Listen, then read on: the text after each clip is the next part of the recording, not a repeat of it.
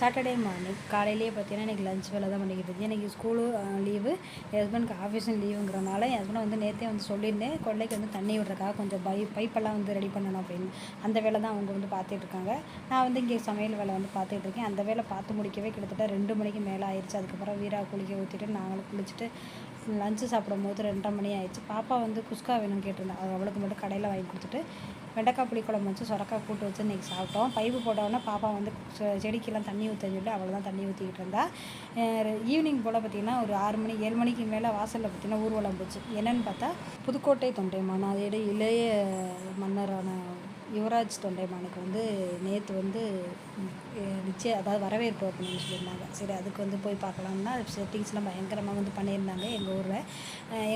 எங்கள் வீட்டில் இருந்து கொஞ்சம் தூரம் தான் ஒரு செட்டிங்ஸ் வந்து தனியாக போட்டிருந்தாங்க. அதை போய் பார்க்கலாம்னு சொல்லி பார்த்தா ரொம்ப பிரம்மாண்டமாகவே இருந்தது. நைட்டு ஒரு 8:30 9 மணி ஆயிடுச்சு. அதெல்லாம் பார்த்து